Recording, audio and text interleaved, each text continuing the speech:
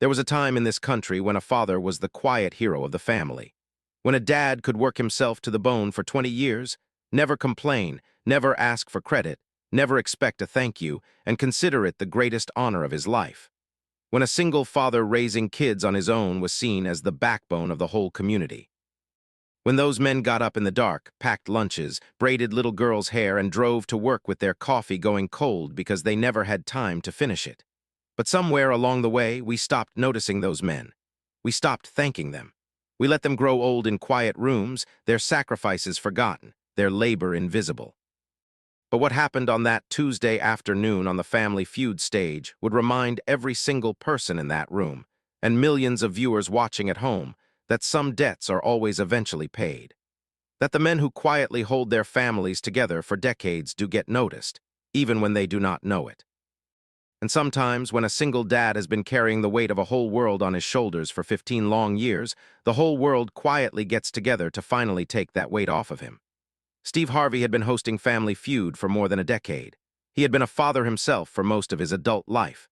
He had raised kids. He had struggled. He had made sacrifices. He understood what it meant to be a parent. But on this particular Tuesday, Steve was about to meet a single father whose story would crack him open. A man who had been waiting for 15 years, not for money, not for fame, not for recognition, but for just one simple thing. One moment that he was afraid was never going to come. Steve was going to be the one who handed him that moment. And when the single dad finally got what he had been waiting for, when the weight he had been carrying for a decade and a half was finally lifted, he was going to do something that no grown man ever thinks he will do on national television. He was going to fall to his knees. He was going to cover his face with his hands. And he was going to weep the way only a father can weep. The way a father weeps when he realizes, finally, that all the sacrifices he made in silence were seen, and they were worth it. Before we get into this beautiful story that will genuinely move you, please do me one quick favor right now. Hit that like button below. Smash that subscribe bell too. Because stories like this one are exactly why we are here. Trust me, you are going to want to stay until the very end. This is not a story you will forget. Not tomorrow. Not next week. Not ever. To understand why that single father waited 15 years for his moment, you first need to understand the kind of man he was. His name was Robert Miller. He was 52 years old, a mechanic in a small town in northern Wisconsin, a widower, and the devoted, exhausted, never-complaining single father of 3 amazing kids who were the entire center of his universe. Robert had been born and raised in that same small Wisconsin town, a town where the winters were long and the summers were short, where everybody knew everybody, where the main industries were farming, a paper mill, and a handful of small mechanic shops like the one Robert had worked at since he was 18 years old. Robert was the kind of man you grew up seeing in towns like that. Quiet, hard-working, a man who said more with his hands than with his words. Robert had met his wife Rebecca when they were both 21 years old. She had moved to town to work as a nurse at the small local hospital. Robert had come in with a cut on his hand from a mishap at the shop. Rebecca had been the nurse who had stitched him up. She had teased him about being accident-prone. He had teased her back about having cold hands. They had gone on their first date that same weekend. They had been inseparable ever since. Robert and Rebecca had gotten married when they were 24. They had built a small life together. They had bought a modest 3-bedroom house on the edge of town. They had filled it with laughter. They had been happy. Rebecca had been the light of Robert's whole life. She had been the talker. He had been the listener. She had been the one who made friends wherever she went. He had been the one who fixed things in the background. They had fit together the way some couples just fit, like 2 puzzle pieces. They had their first daughter, Hannah, when they were 26. 2 years later, they had their second daughter, Olivia. And 3 years after that, they had their son, Luke. 3 kids, a small family, a happy home. Robert had been the proudest man in the state of Wisconsin. He had loved coming home from the mechanic shop every single night to that noisy little house full of kids. But when Robert was 37 years old, something happened that would shape the rest of his life. Rebecca had not been feeling well for a few weeks. She had been tired. She had been losing weight without trying. She had chalked it up to the kids and the long hours at the hospital. But one morning, she had not been able to get out of bed. Robert had taken her to the emergency room. 2 weeks later, they had the diagnosis: pancreatic cancer, stage 4. It had already spread everywhere. Rebecca had fought as hard as she could, but pancreatic cancer does not give you much room to fight. She was gone within 6 months. Robert had been 38 years old, a widower, the father of 3 young children. Hannah had been 12. Olivia had been 10. Luke had been 7. They had just lost their mother. And their father, the quiet mechanic who had never been much for words, was suddenly the only parent they had. Robert did not remarry, he did not date, he did not ask for help, he just went to work every morning. He came home every afternoon, he cooked dinners, he helped with homework, he signed permission slips, he made it to every school play, every basketball game, every parent-teacher conference. He learned how to braid his daughter's hair. He learned how to talk to a teenage girl about her feelings. He learned how to be both the mother and the father that his kids needed. He worked overtime at the shop whenever he could. He took side jobs on weekends fixing people's cars in his own garage. He stretched every dollar. He packed school lunches himself. He learned how to make pancakes on Sunday mornings the way Rebecca used to. He kept a picture of her on the mantle. Every night after the kids had gone to bed, he would sit in the living room in his recliner. He would hold that picture of Rebecca, and he would talk to her. He would tell her about his day. He would tell her what the kids were up to. He would apologize to her for not being able to be everything she had been. Then he would wipe his eyes. He would go upstairs. And he would get up before the sun the next morning and do it all over again. For 15 years, Robert Miller had done this, every single day. Without complaint, without fanfare, without any real time for himself. He had not dated in 15 years. He had not been on a vacation. He had not bought himself anything new in as long as anybody could remember. He wore the same 3 pairs of jeans, the same 4 flannel shirts, the same old work boots. He put every dollar into his kids, and now Robert's kids were grown up. Hannah, his oldest, was 27 years old. She had just finished her PhD in biochemistry. Olivia, his middle child, was 25. She was a registered nurse just like her mother had been. And Luke, his baby, was 22. He had just graduated from college with an engineering degree. All 3 of them had built incredible lives. All 3 of them knew exactly what their father had sacrificed to make those lives possible. For the last year, behind Robert's back, his 3 kids had been planning something big, something that had been in the works for almost 12 months. They had not told their father anything. When Hannah had suggested that the family apply to Family Feud, Robert had laughed at first. He had said he was not a game show kind of guy, but Hannah had begged him. She had told him it would be fun, that they would make memories, that he deserved a vacation, even a small one. Robert had given in because Robert always gave in to his kids. He had flown out to Los Angeles with Hannah, Olivia, Luke, and his younger brother Frank. He had walked onto that Family Feud stage. He had no idea what was about to happen. No idea that 15 years of silent sacrifice was about to be acknowledged by his children, by a television studio full of strangers, and by a host who was going to look into Robert's tired, kind eyes and give him something he had been quietly waiting for a decade and a half. The Miller family walked onto the stage with a quiet warmth. You could tell just watching them that they were a tight unit. Hannah was in the middle, tall, confident, the kind of daughter who had clearly been the second in command for most of her life. Olivia was on one side, quieter, gentler, the nurse who had her mother's compassion. Luke, the baby, was on the other side, a young man with his father's calm demeanor. Frank, Robert's younger brother, was at the end. He was the loud one, the joker. Robert stood in the middle with his kids on either side of him. He looked like what he was, a simple man. Wearing a plain blue flannel shirt tucked into jeans, a belt he had clearly owned for 20 years, work boots that had been cleaned up but not replaced. His hair was mostly gray, his face was lined. His hands, you could see even from the audience, were the hands of a man who had worked for a living. Big, rough, capable. Steve came over to introduce himself. He shook everybody's hands. When he got to Robert, he held Robert's hand a little longer than the others. Steve could always tell when he was looking at a man who had lived a lot of life. "Mr. Robert," Steve said. "Tell me about yourself, sir. What do you do?" Robert smiled, a small smile, almost shy. "I'm a mechanic, Mr. Harvey. I work at a little shop up in Wisconsin." Steve nodded approvingly. "A mechanic, a real man's job. How long have you been doing that?" 34 years, sir. Same shop, same bosses, same tools," Steve smiled. "That is commitment right there. And what about family?" "You got a wife?" Robert's smile faded just slightly. He was not a man who showed emotion easily, but his eyes got a little softer. "No, sir. My wife Rebecca passed away 15 years ago. It has just been me and the kids since then." The audience went quieter. Steve nodded slowly. He looked at Hannah, at Olivia, at Luke. "These are your kids?" Robert nodded. He could not speak for a second, but when he did, his voice was steady. "Yes, Mr. Harvey, these are my 3, Hannah, Olivia, and Luke. They are the reason I get out of bed every morning." Steve smiled. "They look like good kids, sir." "They are the best kids in the world," Robert said quietly. "They are." Steve was quiet for a moment, then he looked at Hannah. "Hannah, tell me something. You guys applied for this show. Is there a reason you wanted to come on the show?" Hannah smiled. She had clearly been rehearsing this moment. "We wanted to do something fun with our dad, Mr. Harvey, just to make some memories together." It was a rehearsed answer. Steve could hear it, but he nodded. He let it go. He moved on to Olivia, to Luke, to Frank. He made some jokes, got the audience laughing, and then they started the game. The game was fun. The Miller family was playing well. They were competing against a family from California called the Park family. The Parks were energetic. They were loud. Robert's family was quieter, but they were steady. Hannah was getting good answers. Olivia was getting good answers. Luke was making everybody laugh with his dry sense of humor.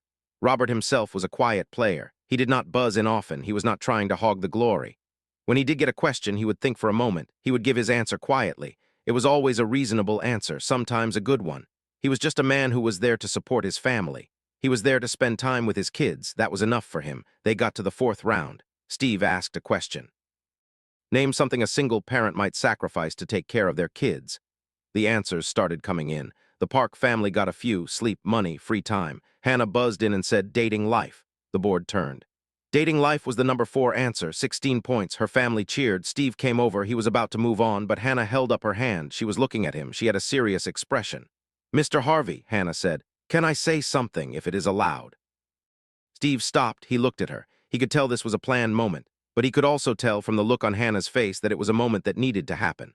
Of course, Hannah, Steve said. Say what you need to say. Hannah took a breath. She turned partially to face her father. Her eyes had already started to water. Her sister Olivia reached over and took her hand. Luke stepped a little closer. Frank had gone quiet at the end. Dad, Hannah said. Her voice cracked a little. I know you have no idea what is happening right now, but I need you to listen to me for a minute. Can you do that? Robert looked confused, but he nodded. Okay, honey, I am listening. Hannah took another breath. 15 years ago, she said, we lost Mom. You were 38 years old. I was 12. Olivia was 10. Luke was 7. We were scared. We did not know how we were going to survive. And we had a father who was also grieving. A father who had just lost the love of his life. Robert's face started to change. He was beginning to understand something was happening. His eyes started to fill up. Dad, Hannah continued, I have watched you for 15 years. I have watched you get up before the sun every single morning. I have watched you come home with grease on your hands and exhaustion in your eyes. And I have watched you make us dinner, help us with homework, sit at every one of our school events. Sit by yourself in that recliner at night, talking to a picture of Mom, thinking none of us could hear you. Robert closed his eyes. A tear rolled down his face.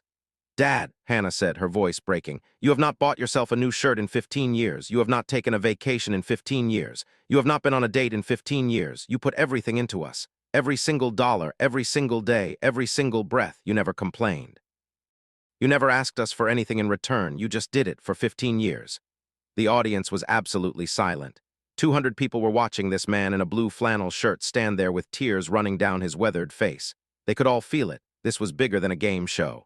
Dad, Hannah said, we have been planning something for almost a year, all 3 of us, Luke and Olivia and me. We have been talking to people. We have been working with a lot of people. Because we wanted to do something for you. For one time in your life, we wanted to do something that matched what you did for us. Robert was shaking his head. He was trying to say something. He was trying to tell his daughter she did not need to do anything for him, but his throat was too thick. No words would come. Steve was standing off to the side. His eyes were filled with tears. He was letting the moment unfold. Hannah wiped her face. She looked at Steve. She nodded. Steve stepped forward. He walked over to Robert. He put his hand on Robert's shoulder. Mr. Robert, Steve said gently, sir, I need you to do something for me. Can you turn around? Robert blinked. Turn around, Steve nodded. Just turn around, sir. Your kids have something to show you. Robert turned slowly. He was confused. His whole body was shaking. He did not know what he was expecting to see. The back doors of the studio had opened, and people were walking down the center aisle, not just a few. A lot of people. Robert stared. His mouth fell open. His hand flew up to cover it. The first person walking down the aisle was a man, a big guy, probably 50 years old, wearing a mechanic's uniform. Robert recognized him immediately. It was Dave. Dave, the owner of the shop where Robert had worked for 34 years. Dave was crying. Behind Dave was another man, and another, and another. 27 men and women walked down that aisle. All of them people Robert had worked with at the shop over the years. All of them had flown in from Wisconsin for this moment. They all stopped at the front of the audience. They all stood there, silent, respectful, waiting. Then came a woman, an older woman, white hair, kind face. She was being helped by her adult daughter. Robert gasped when he saw her. It was Miss Patricia, the neighbor who had lived next door to Robert and Rebecca when the kids were little. The woman who had brought over casseroles in the first weeks after Rebecca had died. The woman Robert had not seen in 10 years because she had moved away to live with her daughter. Then more people came. A group of school teachers, teachers who had taught Hannah, Olivia, and Luke over the years, teachers Robert had met at parent-teacher conferences, Teachers who had told the kids' counselors about how remarkable their father was, they had all flown in. Then came more people, old friends, distant relatives. Customers whose cars Robert had fixed for free during their hard times. Neighbors, members of Robert's small church, one by one, person by person. 54 people in total walked down that aisle and stood at the front of the audience facing Robert. All of them were crying, all of them were smiling, and all of them were holding up a small piece of paper with something written on it. Robert was trembling. He could barely stand. His son Luke had stepped behind him to support him. Hannah and Olivia were on either side, holding his hands. One by one, the people who had come for Robert held up their pieces of paper. Each paper had a word or two written on it in big letters. Together, they spelled out a message. The first person held up a sign that said thank. The second person held up you. The third person held up Robert. The fourth person held up for. The fifth person held up being. 27 words in total. Assembled one at a time by 54 people who had been waiting their whole lives to say them. The message read, "Thank you, Robert, for being the most incredible father this town has ever known. We see you and we love you and we honor every sacrifice you made for your family." Robert read the signs slowly, word by word. His knees started to give out. Luke held him up. Robert's face was soaked with tears. He kept shaking his head, like he could not believe that this was for him. Like he thought there must have been some mistake. Steve stepped forward. He raised a hand for quiet. The audience calmed down a little. Steve walked over to Robert. He looked him in the eye. "Mr. Robert," Steve said, "your children have worked on this for almost a year. They called every person who has ever known you in your town. They called your coworkers, your neighbors, your old friends, your kids' teachers, people whose lives you have quietly touched. Every single person they called said yes.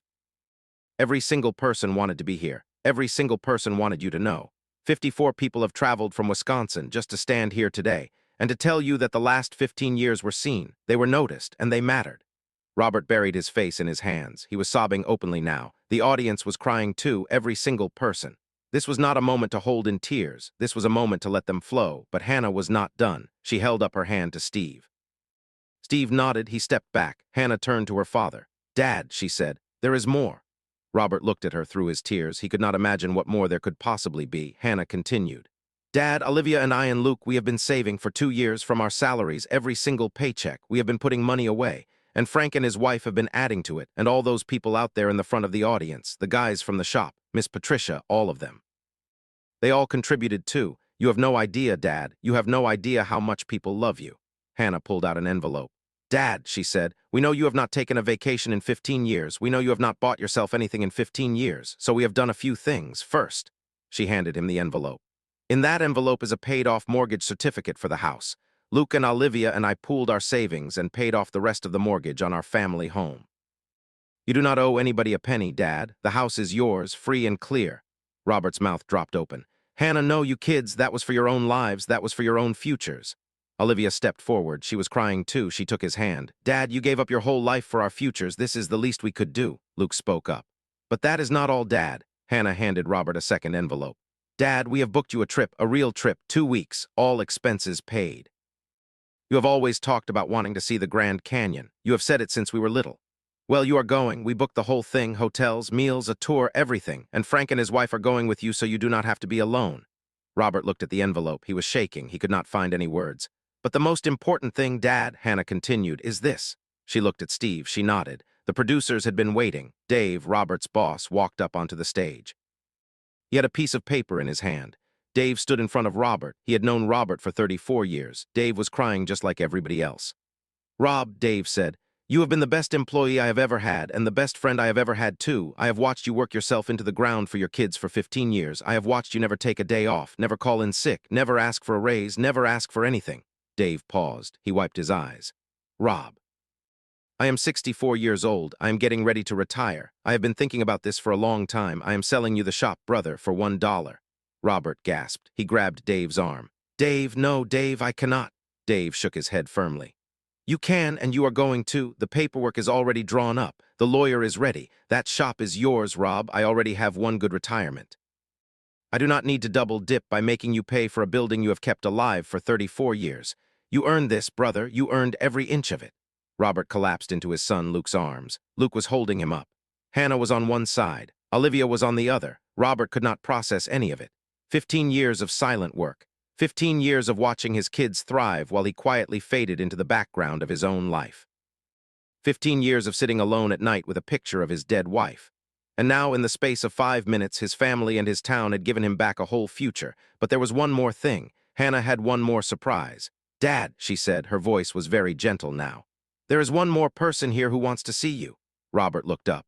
He did not know what to expect. He could not possibly imagine who else would be here for him. Out of the wings came an older woman. She was probably 70 years old. She had silver hair, beautifully done. She was wearing a blue sweater that matched Robert's flannel almost exactly. She was crying. She was walking slowly. And when Robert saw her, his whole face changed. It was his mother, Robert's mother, a woman who was now in a nursing home 3 states away. A woman Robert had not been able to visit for 2 years because he could not afford the time off work. A woman he had only seen through video calls on his old phone. His mother, the only person who had known Robert as a little boy, the only person left in the world who remembered Robert's own father, who had died when Robert was 7. Robert walked to his mother on shaking legs. She opened her arms, and the two of them, mother and son, both widowed, both survivors, both carrying the quiet weight of decades of sacrifice, wrapped each other up and sobbed. Steve Harvey halted the taping for the rest of the day. He told both families they would be flown back for another episode.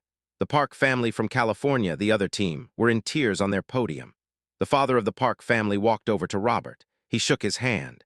He told Robert that his own father had raised him alone after his mother had died when he was a kid. He said watching this moment was the most beautiful thing he had ever experienced. He said he was going to fly home and surprise his own father that very weekend. The episode aired 14 days later. The network aired it as a special 1-hour extended broadcast. Within 24 hours, the clip of Robert watching the 54 people walk down the aisle had been viewed more than 130 million times. It became the most watched clip on the Family Feud YouTube channel that year. News stations across the country picked up the story. Morning shows dedicated whole segments to single fathers. Several talk shows invited single dads to share their stories on air for the first time in their lives. The episode started a national conversation about the often overlooked sacrifices of single fathers. But the reaction went far beyond news coverage. A movement started online. People began sharing stories of the single dads who had raised them. Thousands of people posted photos of their fathers with long, emotional captions. The hashtag #SingleDadsMatter trended for a month. Tens of thousands of single fathers were publicly thanked for the first time in their lives. Some of those dads were still alive. Some of them were not. But either way, grown children stopped and said the words, "Thank you, Dad." Steve Harvey used the attention to create something lasting.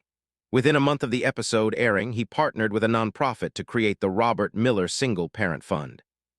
The fund provided grants, scholarships, counseling services, and respite care to single parents who were raising children alone.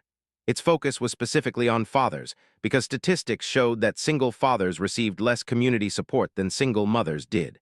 Within its first year, the fund had provided support to over 700 single fathers across the country. Some of that support was financial. Some of it was emotional. Some of it was just a reminder to these men that somebody saw them, that somebody cared. Robert himself, back home in Wisconsin, was overwhelmed. He received letters for months after the episode aired. Letters from single dads all over the country who told him that his story had given them hope. Letters from kids of single dads who thanked him because his story had reminded them to call their own fathers. Letters from widows and widowers who said they had been inspired. Robert read every single letter. He kept them all in a big plastic tote in his garage. He said he would go through them sometimes when he needed to remember that he was not alone. Robert did take that trip to the Grand Canyon. He went with his younger brother Frank and Frank's wife. He spent 2 weeks doing nothing, just looking, just breathing, just being. He said later that it was the most peace he had felt in 15 years. He brought a small container of his wife Rebecca's ashes with him. He had kept them on the mantle all these years. At the edge of the Grand Canyon on a quiet morning, he scattered a small handful of them. He said it was something he and Rebecca had talked about wanting to do together when they were young. He kept his promise. Even after all these years, he kept it. When Robert got back to Wisconsin, he officially took over the mechanic's shop from Dave. The paperwork was signed. The transition was smooth. Robert was now the owner. He had employees working for him for the first time in his life. Several of the young mechanics who worked there were sons and daughters of single parents themselves. Robert gave them flexible schedules. He let them leave early for their kids' events. He paid them better than the industry standard. He became the kind of boss his own dad would have been proud of. But Robert's biggest change came in his personal life. About a year after the episode aired, Robert met a woman at his church. Her name was Diane. She was a widow. Her husband had passed 4 years earlier. She was a retired school teacher. She was kind. She was quiet. She reminded Robert of Rebecca in some ways, but not in others. She was her own person. They started having coffee together after church. Then dinner. Then Diane started coming over on Sunday afternoons to cook with Robert's kids when they came home to visit.